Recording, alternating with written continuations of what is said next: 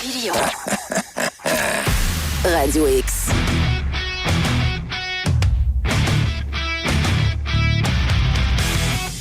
Pierre Couture, comment est-ce qu'il va, mon ami Pierre? Salut! En forme? Ça roule. Good. Ah oui, il y a du stock. Il y a du stock. Peux-tu commencer par le dernier point que tu m'as amené? Parce que j'ai posé la question à Comme Yann tu veux. Sénéchal. Je me suis dit, qu'est-ce que ça cache, l'histoire de Christian Dubé qui s'en va du Trésor pour s'en aller à la santé? Est-ce que ça veut dire qu'il y a une manière nouvelle qu'on pourrait opérer le système de santé, de voir un gars qui est pas un technocrate, qui est pas dans le système de santé, qui est pas un médecin, c'est un gars d'affaires, c'est un des plus solides. Ben moi, je pense que c'est un des politiciens les plus solides au niveau de ses compétences qu'on a eues depuis très longtemps. Moi, j'ai très confiance en ce monsieur-là.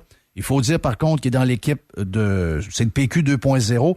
Donc, est-ce que c'est un changement vers un genre de... À peu près tous les pays socialistes l'ont fait, là. Le Canada et le Québec résistent comme le seul pays dans le monde avec Cuba et la Corée du Nord d'avoir un système opéré par le gouvernement à 100%.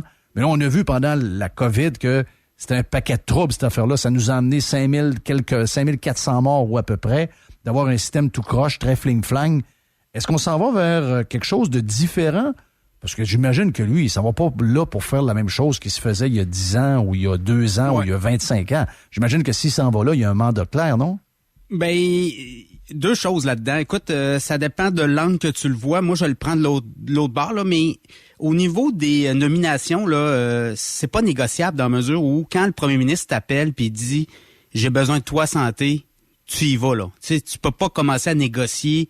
Peut-être qu'il s'était négocié une place à l'époque de l'équipe économique là, avec Fitzgibbon et Éric Girard. À l'époque, ça pouvait se faire. Là, mais à un moment donné, quand l'appel du PM arrive, je pense pas que tu as 56 façons où tu dis oui ou non. Là. Je t'offre un poste de ministre Conseil du Trésor, tu le prends-tu ou tu le prends pas? Il l'a pris. Mais écoute, sa feuille de route depuis 2 ans, c'est pas... écoute, il devait négocier avec les syndiqués pour un accord, tous les gens de la fonction publique, ça n'a pas eu lieu. Est-ce qu'il était trop raide? Est-ce que sa façon de faire ne plaisait pas aux syndicats? N'oubliez pas qu'on arrive à 2 ans, là. Il va rester 2 ans avant la réélection de la CAQ et en politique, les 2 premières années, tu fais ton ménage, puis les 2 dernières, tu donnes des nananes. Est-ce que il était trop raide? Est-ce que aussi le projet de loi 61 qu'il a proposé, qui a pas marché, ça aussi, je suis pas sûr que ça a fait l'affaire du gouvernement actuellement. Le gouvernement voulait aller de l'avant. Est-ce que ça a été mal ficelé? Est-ce que ça a été mal travaillé? Et que là, on l'envoie à santé pour aller se faire la main avec les syndicats. Mais écoute, clairement, l'arrivée de Mme Lebel, si ça se fait, là, le remaniement, qu'on nous donne des noms, ben écoutez, Mme Lebel, peut-être qu'elle est plus soft pour les syndicats, peut-être qu'ils veulent régler tout ça avant d'aller en élection, évidemment. Oui, mais les syndicats sont fourrés, là. C'est les syndicats, en n'acceptant pas la dernière offre au début du COVID, là, avec un déficit de 15 milliards, l'offre qu'ils ont refusée, c'était la meilleure offre que jamais il allait avoir. Là, finalement, ils vont avoir des offres moins. Donc, ils ont perdu. Moi, je pense qu'ils ont déjà perdu. Là. On va voir. Est-ce qu'on met Mme Lebel pour aller retrouver une négociation, une discussion? Peut-être qu'à la table, ça ne négociait plus. Alors, on va le voir. Puis, Monsieur Dubé va arriver à la santé. Écoute, c'est pas un petit ministère. C'est le plus gros ministère. C'est à peu près 50 milliards de dépenses. C'est la moitié du budget du Québec environ. Là. Et virer ça de bord en 2 ans... Bonne chance, là, tu sais. Mme McCann a fait ce qu'elle pouvait aussi. Mais tu sais, on le voit, là, Marguerite Blais était là avant avec les libéraux, puis il s'est rien passé. Puis là, on joue ses mots, puis là, il y a ci, il y a ça. Tu sais, on va y souhaiter bonne chance à M. Dubé, là, si c'est tel est le cas, à la santé. Mais c'est pas des ministères faciles, là. Ça servira pas de bord de même. C'est gros, il y a du monde, il y a des syndicats, il y a ci, il y a ça. Le début des années 90 en Suède, c'est tous des hôpitaux opérés par l'État, rien fonctionne. Quelques temps plus tard, on décide de mélanger et y aller avec... là? Hein? Est-ce qu'ils sont prêts à aller là? Je sais pas si le go est prêt à aller là. Je sais pas, mais je me mets dans la peau de Dubé, puis si je veux laisser ma marque, est-ce que je veux être le gars du PQ d'il y a 20 ans? Je veux-tu être le gars des libéraux il y a 5 ans? Je veux-tu... c'est quoi je veux? Ben, tu veux que quand tu vas passer là, tu auras marqué l'histoire pour dire... À partir du moment où j'étais là, j'ai changé le système de santé puis ça s'est mis à rouler. Oui, mais Jeff, en politique, faire sa marque, c'est une chose. Puis deuxièmement, si t'es pas backé par ta gang en arrière, puis les autres, tu comprends? Oh, oui, très là, bien. il y a d'autres impératifs. Ce gouvernement-là veut se faire réélire. sont à 90% taux de satisfaction. Ils pourraient dire, regarde, on donne un coup de barre, on a encore un an devant nous autres, là, avant d'arriver à la troisième année, parce que là, il arrive à terme de la deuxième année au mois d'octobre, dans quelques mois. Ils pourraient profiter du momentum, d'essayer de revirer quelque chose. Ils vont-tu le faire? On n'a pas vu ça, là. Regardez ce qu'on a vu dans le dernier budget. Il y avait de l'argent, puis c'était 5-6% de dépenses dans des ministères, puis ça revolait, le fric revolait, là. Ouais. On verra. Ouais. Hey, on fait le tour de tous les autres sujets. Gros scandale boursier à l'horizon. On dit que Wirecard, qui est un service de production de cartes de crédit, traitement de transactions, une grosse affaire, qui a fait semblant qu'il y avait bien de l'argent dans son compte de banque. Finalement, il n'y a pas une scène. Il manque 1,9 milliard. Et là, ça fait chinois un peu, ça. En Chine, là, ça arrive, là. C'est des Allemands, OK? C'est des Allemands. Et là, l'argent aurait été placé dans des banques en Indonésie. Et là on cherche l'argent, il n'est pas là. Ouais.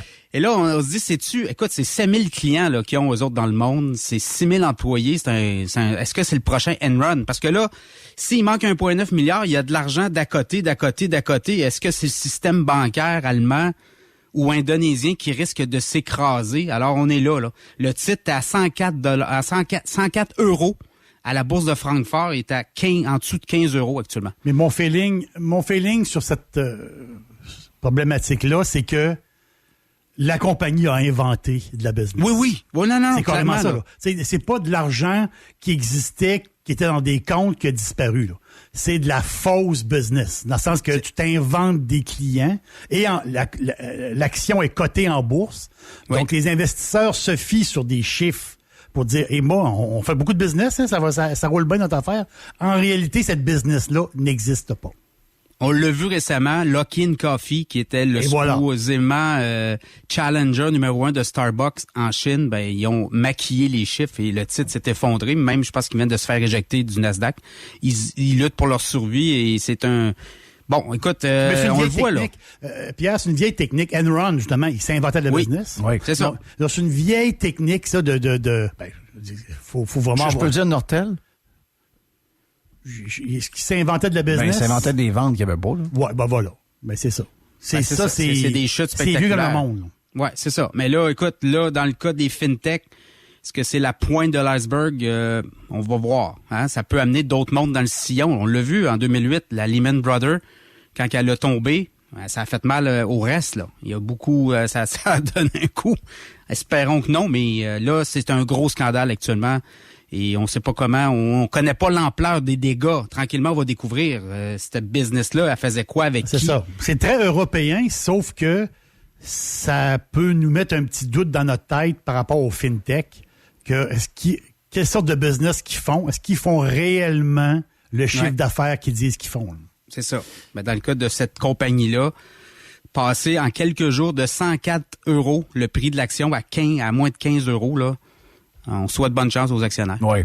Hey, les appels d'offres truqués au Québec, SNC Lavalin et d'autres firmes d'ingénierie qui ont décidé de payer des millions au bureau de la concurrence pour avoir participé à un système de trucage d'offres en lien avec des contrats d'infrastructures municipaux entre 2004 et 2011 à Montréal et à Québec. C'est dégueulasse. Oui. Ça, c'est dégueulasse. On en avait parlé souvent, mais c'est parce que vendredi, SNC Lavalin a conclu un accord avec le bureau de la concurrence. Mais c'est pas cher, 1,9 million? 1,9 million, mais ils ont remboursé les montants aussi, là. OK. Ils ont payé parce que, souvenez-vous, dans toute l'histoire des poursuites, notamment avec la Libye et tout, là, le gouvernement du Canada a une entente. SNC Lavalin va verser 280 millions de comment on dit ça, d'amendes. Oui. Il y a de l'argent là-dedans aussi, là, ça concerne plein de cas de corruption aussi. Mais il faut le rappeler, dans ce cas-là, entre 2004 et 2011, il y avait des contrats à Québec, à Montréal, Desso, WSP, qui est l'ancien Génivore, et Norda Stello, qui est l'ancien Roche. Toute cette gang-là et SNC ont plaidé coupable, ont payé 10,4 millions d'amendes depuis. Alors, c'était les derniers. SNC était d'un dernier. Ça, c'est fini, tu penses? Là où il y a de l'argent et des contrats, il y a de la corruption. Tu sais, des CHSLD avec... le premier prix, c'était 800 000. Ils ont réussi à le ramener à 500 000 par chambre. Tu sais, je veux dire, alors que le privé est capable entre 200 et 300 000 pour la même construction. Ouais. Je veux dire, comment ça peut arriver, ça, le double? Ben, c'est ça. C'est ça. On est là. Écoute, il y a des gens qui... le payback time? Oui. Je te gratte le dos, tu me grattes le dos. Dans ce cas-là, écoute, c'est 2004 à 2011. C'est loin, là. Oui, c'est loin. Puis après ça, tu as eu la commission Charbonneau qui est embarquée. Mais pensez pas qu'il n'y a plus de corruption nulle part. Là. Ben non, c'est de l'aveuglement volontaire. Ben oui. Hey, vague de fermeture et de consolidation dans le secteur industriel au Québec. Le géant minier ArcelorMittal qui met la pancarte à vendre d'après ce que le Financial Times a dit à Londres. On parle d'un genre de vente de débarras, peut-être? Ben, ArcelorMittal, c'est la mine du Mont-Wright, dans le coin de Fermont. Eux autres, ils ont un chemin de fer qui part de là, qui descend jusqu'en bas à cette île pour les boulettes de fer, notamment. Ils amènent le minerai. Ils pourraient vendre ce chemin de fer-là. Ça pourrait être une occasion. Je ne sais pas qui va acheter ça. Mais sorte la pancarte à vendre. Est-ce qu'on va avoir une vague de consolidation dans tout ce qui est minier, tout ce qui est industriel? On me dit qu'aussi, dans le coin Moi, j'ai peur de l'acheteur, là. Investissement Québec. Il arrive vite, hein? Et Il arrive vite, hein? C'est parce que t'as une autre mine aussi, hein? T'as Champion Iron qui est là aussi. C'est l'ancien... c'est une compagnie qui avait fait faillite. Moi, j'avais été me promener là, faire des reportages, là. Tout est à l'arrêt. OK, moi, je suis en réunion de cette compagnie-là, là, qui a décidé de mettre la pancarte. Oui. Hey, ça a l'air qu'il y a une gang de crinqués nationalistes qui mènent le Québec, là. Ils sont prêts à payer bien cher pour tout ce qu'on met à vendre, là. Ils veulent, on va le mettre en vente, on va juste voir. Peut-être qu'il n'y avait pas toute l'intention de vendre il y a un mois et demi. Là, c'est juste qu'ils savent que le cash coule à flot des gouvernements, puis ils savent que cet acheteur-là va sauter sa patente puis va payer le gros prix. Moi, je suis certain que c'est ça, patente. Ou la caisse de dépôt qui achète qui achète puis qui charge au voyage. Ça peut être rentable à un moment donné aussi. Hey, en parlant de la caisse de dépôt, tu m'avais dit il y a une couple de semaines qu'il y avait un ou deux gras importants qui étaient partis de chez Ivanhoe Cambridge pour l'immobilier, les centres d'achat, les gaffes qu'on avait faites d'investir de l'argent puis de retaper les centres d'achat, alors que tu me disais, les centres d'achat, finalement, ça va peut-être finir en école, il va y avoir peut-être des condos, il va peut-être avoir des... Tu me dis ça, mais je pense que tu as raison. Est-ce que tu as vu que la semaine passée, est-ce que tu as su, en fait, la semaine passée, qu'il y aurait eu un gros ménage chez Ivanhoe Cambridge? Oui, j'en ai parlé avec Dom vendredi. OK, oui. On a parlé, mais oui, écoute, il y a eu 57 mises à pied, il y a eu une quinzaine de VP, notamment chez Ivanhoe, dans la division des centres commerciaux. L'ancien Claude Sirois qui a quitté aussi, a été remplacé. Et évidemment, on est en mode ménage là, dans les centres commerciaux, c'est l'hécatombe. Alors, on liquide, puis on va faire un ménage. Est-ce qu'on va faire un reset? Est-ce qu'on va vendre à perte? Qui veut acheter dans les centres commerciaux? Moi, je pense qu'ils vont être transformés. Je pense que ce que tu disais, ils vont être transformés. Ils vont monter des tours là-dedans. Oh, mais il faut monter des tours. Ils vont monter des tours, sauf que, à un moment donné, ça va prendre des fesses à mettre sur le divan. Hein? Faut que quelqu'un ouvre la porte, là. T'sais, on peut pas multiplier le monde non plus, là. Tu as vu le projet d'Immostar, direct en face de Place Sainte-Foy, là, sur le coin là, de l'ancien îlot La Plante. Il avait acheté à peu près 20 maisons à 1 million chaque, là. Oui, c'est ça. Ouais. Et là, ben, c'est un projet de 130 millions à peu près. Alors, éventuellement, un tramway qui passe en avant de Laurier-Québec, tu montes des tours à condo, tu montes des tours à hôtel. Pas trop de bureaux. Ouais, hôtel, d'après moi, ça va... Hôtel, je suis pas sûr que ça fait un fil là. Enfin, regarde, il se passe de quoi? Oui, Est-ce que ça va être encore la caisse qui va détenir ça? On peut les garder, mais tu sais, faut-tu remettre du cash? Ils en ont mis beaucoup, là. Oui. Ils ont fait des stationnements, ils ont fait ci, ils ont fait ça. L'événementiel, oui, là, mais regarde la restauration comme elle est impactée. C'était ça la mode, là. Tu rentrais des restaurants, tu mettais un petit mur escalade, puis tu mets un petit peu de divertissement, mais là, c'est plus ça, là. Tout l'événementiel est. As-tu entendu parler un peu des. C'est pas dans ta liste, là, mais as-tu entendu parler un peu des restaurants depuis une semaine? Je pense qu'il y en a qui sont un petit peu plus inquiets que lundi. Oui. On était lundi passé. T'as-tu ce feeling-là? Ben oui, tout à fait. Écoute, là, la semaine est passée, le buzz est passé. Aujourd'hui, c'était à Montréal qu'on rouvrait les restos. Oui. Il y en a plusieurs. Écoute, à 50%, là, ils se rendent compte qu'ils font pas leur chiffre. Oui. Donc, ils roulent à perte. Mais là, on a 0 mort aujourd'hui. On peut leur demander d'enlever d'abord la visière, le masque, puis 2 mètres à 1 mètre. On pourrait annoncer ça aujourd'hui. On pourrait leur donner un break, le directeur du bureau parlementaire du budget à Ottawa a dit dans sa dernière mise à jour qu'il s'attendait, lui, qu'au 3e trimestre, là, c'est-à-dire qu'à partir du prochain mois, juillet, que les conditions sanitaires, tout ce qui est distanciation, allait être levé. OK. Wow, ça c'est gros, là. Ouais. dans ces projections-là. Oh, il faut. Ça va aller vite. Oh, il faut. Ça va aller vite, là. Des zéros morts, ça, c'est pour un gouvernement, là, c'est du bonbon, là. On ouvre, puis c'est ça, là. On commence à ouvrir les vannes, puis à dire au monde, les files d'attente comme en Russie, là, c'est terminé. Non, c'est plus endurable. Le monde tombe sans connaissance. À la SAC, je vois le vert. Ouvrez vos portes, laissez les gens s'asseoir. Les personnes âgées sont là, font la file au gros soleil, tombent sans connaissance. Non, ça n'a aucun sens. Puis en plus, t'arrives à SAQ, les gens aux caisses prennent même pas les bouteilles. Non, ils prennent pas. Je veux dire, à un moment donné, là, c'est correct, là. Faut commencer à boire moins peur. L'hôpital de COVID à Québec a 0 patient. OK? Donc, pour vous dire. Mais mon ami Jerry Pierre va te donner un conseil si tu as une SAQ pas de fil. Oui. Ah oui? Où? Au Grand Marché. C'est vrai? C'est extraordinaire. C'est une petite SAQ, donc c'est tout petit. Non, mais il y a 0 personne, Pierre. Oui, il y a 0. Non, mais là, on l'a donné le Q, là. Oui. Mais là, mais si les gens aux caisses ne prennent plus les bouteilles, ça se peut-tu qu'on n'a plus besoin des gens aux caisses? Ben là, mettez des caisses électroniques. Ben c'est ça. Faites comme chez Decathlon, là, ils ont un genre de patente des caisses tout seul, tu mets ça dans un genre de bac, puis ça scanne toutes les affaires tout seul, là. Pourquoi la SAQ n'est pas capable de livrer en 2 jours? Ils sont pas capables de livrer en 2 jours. Ça a pris, moi j'ai des gens que je connais, c'est 1 mois et demi, là. Ça a été 1 mois et demi. Ils veulent pas livrer en 2 jours. Non, non, ils veulent pas. Non. Ils veulent garder le magasin, puis ils veulent garder toute la structure, parce qu'ils se rendent compte que la lourdeur d'une entreprise de cette nature-là dans le commerce au détail, aujourd'hui, ça n'a plus de sens. Faut que tu Écoute, je voulais m'acheter du vin l'autre soir. Je suis obligé d'arrêter à l'épicerie, du vin. Écoute, je pense que j'ai bu 2 verres dans la bouteille, j'ai drainé ça ça a débloqué le drain. Ça n'a pas de sens. Je veux dire, faut ouvrir le commerce du vin aux épiceries, aux dépanneurs. Oui. Tu leur donnes la permission de prendre les plus gros vendeurs puis tout. Ben ouais, donc là. On est où, là? En tout cas, regarde. Du vin qui n'existe pas vendu dans les... c'est un vin qui n'existe pas dans les épiceries. Écoute, c'est un vin Pinot Noir. L'étiquette est incroyable. J'ai souffert mon corps. Ça se peut pas vendre ça. C'est indigeste. Tu peux pas. C'est du Pinot Noir, on connaît ça, là. C'est un des meilleurs vins. Ouais, mais sauf que d'aller dans le Pinot Noir d'une épicerie, t'as été avant. Ben, je l'ai essayé.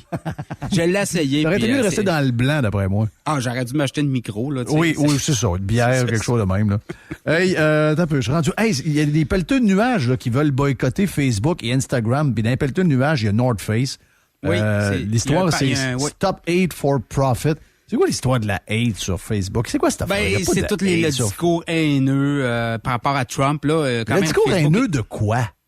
Ben, on craint que avec les élections, là, Facebook est ressorti pour serrer un peu ses critères. C'est le mouvement de Twitter, là. C'est tout le... Facebook censure pas assez. Ah ouais. Oui, exact. C'est incroyable. Ça vient de l'interne. La censure. Oui. C'est débile. Et là, il y a Pentagonia qui est un gros joueur de North Face. Je pense que Pentagonia appartient à North Face. Ça se peut-tu? Faudra regarder, mais je pense que REI et Upwork, c'est des compagnies qui appuient le mouvement Stop. Le marché allait très, très inquiet. Je regarde l'action en bourse. Il monte. L'action de Facebook est à son sommet. Oui, 239 US. Donc, on est très, très, très... Hey, avant de partir, parle-moi de la petite biotech québécoise qui a vu ses actions exploser. Puis explique-moi un peu c'est quoi la patente. Ben, Répar Thérapeutique se sont lancés en bourse au Nasdaq vendredi puis aujourd'hui là, ils sont partis à 20 pièces là, le titre à 32 et 36. Eux font des traitements d'oncologie donc pour le cancer. Et c'est comme vu, écoute, ils sont même pas en phase 1 là, ils ont des tests mais ils vont déposer en phase 1, phase 2 devant la FDA des protocoles pour faire reconnaître leurs médicaments là, leur traitement, mais c'est très très prometteur. Et le titre, écoute, la compagnie s'est lancée en bourse vendredi à 20 piastres le titre. 11 millions d'actions qui ont trouvé tout preneur, mais également, il y a d'autres détenteurs d'actions qui ont fait la première aide. Là. Ben, tu vois, ça vaut 1,1 milliard, la compagnie. Là. Elle a un jour d'existence en bourse. Ouais. Compagnie québécoise. Répar Thérapeutique, ils ont des bureaux à Boston puis ils ont des bureaux à Montréal. Good. Wow, bonne nouvelle. Donc, ça veut dire que quoi? Il y a des avancées au niveau du traitement de cancer qui pourraient nous permettre de penser que... Eux travaillent surtout avec les gens qui ont une déficience génétique. Ils sont capables d'aller chercher un traitement là-dessus. Ils appellent ça de la létalité synthétique. OK. Et je sais que Trudeau en a parlé, pour finir, Trudeau a parlé de l'histoire avec la Chine, les deux Canadiens, là, Washington... Les États-Unis sont sortis, pour dénoncer ça. Là, Les États-Unis viennent de dénoncer ça, dire à la Chine de libérer les deux gars en question. Comment ça tourne, cette affaire-là? D'abord, tu sais, on voit le peu de poids de Trudeau là, dans toute cette patente-là. Tu as besoin de Washington de te faire donner un coup de main parce que personne t'écoute de l'autre bord. Là. Ça nous montre une certaine faiblesse du leader qu'on a, là. Mais là, la Chine commence à attaquer les pays qui sont membres avec les États-Unis. Là, on a attaqué l'Australie dans les dernières semaines. Il y a des attaques informatiques importantes sur le gouvernement australien, britannique aussi. On attaque le Canada, on attaque les Américains. Fait que c'est toute la répercussion du 5G. Mais bon, bottom line, il y a 2 hommes d'affaires canadiens accusés d'espionnage et là, sont dans un procès qui peut aller vite. Hein. Ça peut être genre 3 jours, là. Oui. L'avocat de la défense, il est pas fort, là. Non. Il n'y a pas grand monde, là. Il n'y a pas beaucoup de pouvoir. Fait qu'écoute, comment tout ça va virer? Je pense qu'on tenterait peut-être de négocier une sortie de Meng Wanzhou. Peut-être que les Américains pourraient lâcher du lousse. Les élections américaines s'en viennent. On ferme les yeux pendant une demi-seconde. Madame embarque dans un avion, puis c'est fini. Là, elle repart vers la Chine. Puis, L'avocat de la défense en Chine, il est débouché les toilettes hier. Là. Ouais, c'est ça. Là. Il vient d'être avocat. Il a commencé à être avocat le matin. Hey, merci Pierre. On s'en parle mercredi. Salut! Salut, bye. Pierre Couture est avec nous autres. On fait une pause. On vient dans un instant. C'est Jerry avec sa boîte. Le segment de Pierre Couture est une présentation d'Oricom Internet, le spécialiste Internet à Québec. Prix imbattable et service incroyable. Passez à Oricom Internet dès aujourd'hui. Pour une connexion résidentielle ou affaires, visitez oricom.ca. Jeff Fillion. Radio.